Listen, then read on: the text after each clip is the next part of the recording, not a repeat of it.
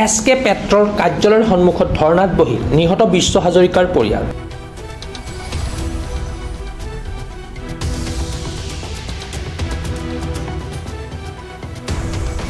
বিগত 3 বছৰে ৰিগ দুৰ্ঘটনাত নিহতৰ পৰিয়ালে নাপালেও এটকাও ক্ষতিপূৰণ।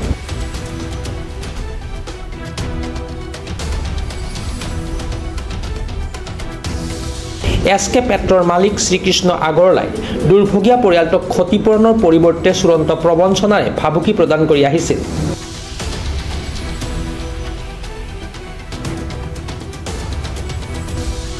ভটিয়াপাৰ বাৰিচুকৰ ৰিগ বিস্ফোৰণৰ সময়তে পুনৰ সজীৱ হৈ উঠিছিল এই ভয়ংকৰ ঘটনা।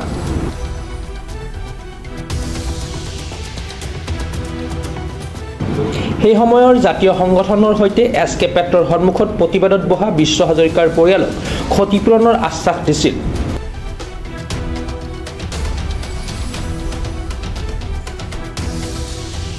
কিন্তু শ্ৰীকৃষ্ণ আগৰৱালাই পুনৰ পৰিয়ালটোক প্ৰবঞ্চনা কৰিলে। অৱশেষত আজি কাৰ্যালয়লৈ আহি শ্ৰীকৃষ্ণ আগৰৱালাৰ ককৰ্থনাৰ সন্মুখীন হোৱাত লাজে অপমানে দগ্ধ হৈ পৰিয়ালটোৰ কাৰ্যালয়ৰ সন্মুখত বহি পৰে।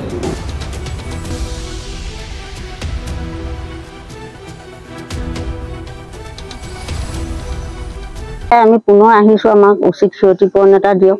আৰু লাচিত থানাৰ ল'ৰা কেইটামানো আমাক লৈ আহিছিলে ইয়াত এদিন অফিচলৈ। এখেতলোকে দিন ল'লে, মানে সেইবোৰ মানে দিনেই লৈ থাকে, একো এটা মানে সু পৰামৰ্শ আমাক নিদিয়ে। আমি মানে এতিয়া আজি আহিছোঁ, আমাক কিবা উচিত ক্ষতিপূৰণ এটা দিয়ক, তেতিয়া আমি যামগৈ।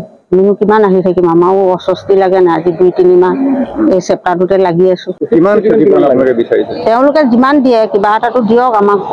বিবেক বিবেচনা আছে, এটা উচিত ক্ষতিপূৰণ দিয়ক, সেইটোৱে বিচাৰোঁ আমি। তেওঁলোকক 10 লাখ টকাৰ কথা কৈছোঁ, তেওঁলোকে কি দিয়ে আমি চাই লওঁ। সেইটোৱে তেওঁলোকক আমি কেইবাটাও ষ্টেপো ক'লোঁ এতিয়ালৈকে, তেওঁলোকে দিয়ক আমাকো কিবা এটা। তেওঁলোকে মানে প্ৰথম ক'লোঁ 10 লাখ এটা, তাৰপৰা এতিয়া তেওঁলোকে মানে 50,000হে দিছেহি। 50,000 টকাটো মান্তি হ'ব।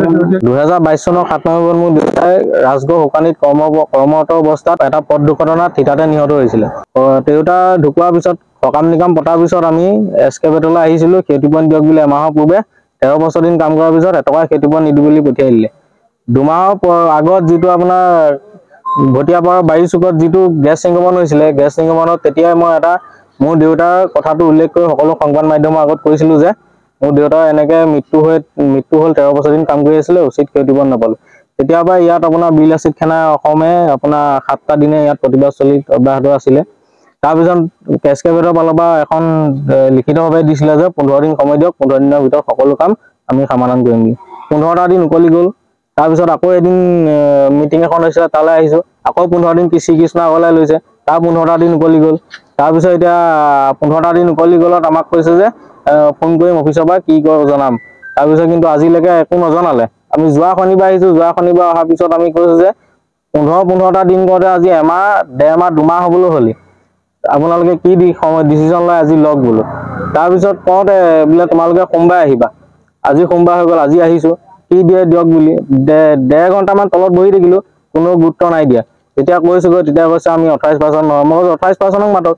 তেতিয়া কৈছে যে মালিক আছে ওপৰত। মই বোলো মালিক আছে না বোলে। প্ৰথমতে মালিক নাই, একো মুখে মাত মতা নাই।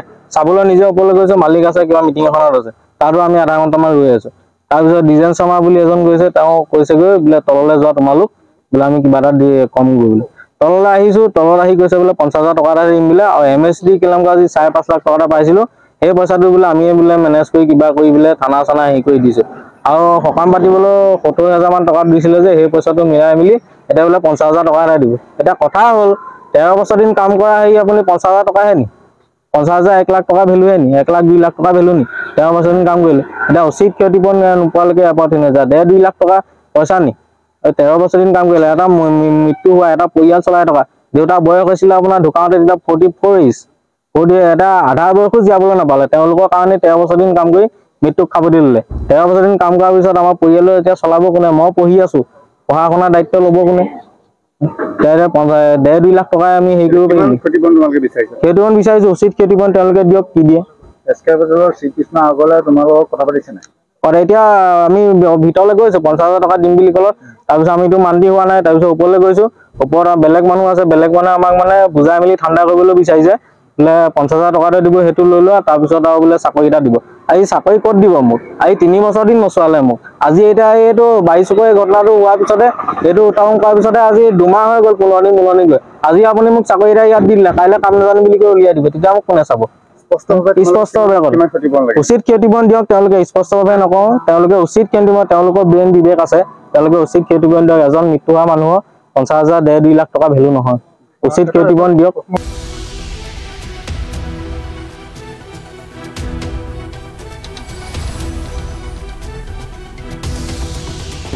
শিৱসাগৰৰ পৰা Mustafiz Ali report প্ৰাতঃ time digital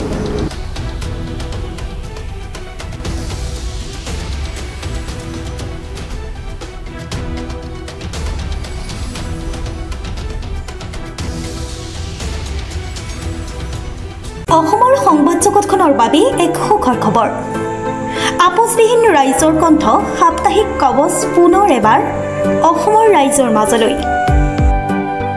স্বত্বাধিকাৰী প্ৰণীতা কলিতাৰ দ্বাৰা প্ৰকাশিত আৰু আপোচবিহীন একাংশ নপুৰণি অভিজ্ঞতাপুষ্ট সাংবাদিকৰ দ্বাৰা প্ৰচাৰিত তথা eco printing press Guwahati Katabari গড়চুকত মুদ্ৰিত সাপ্তাহিক কবচ এতিয়া অসমৰ বিভিন্ন প্ৰান্তত উপলব্ধ আমাৰ ঠিকনা মুখ্য কাৰ্যালয় অসম ফৰেষ্ট স্কুল হৰি মন্দিৰ পথ গুৱাহাটী আৰু উপ কাৰ্যালয় Kalita market Bijoynagar Kamrup Assam mobile number হৈছে 9435114666 70024728813 আমাৰ ইমেইল আইডি হৈছে kobos2025@gmail.com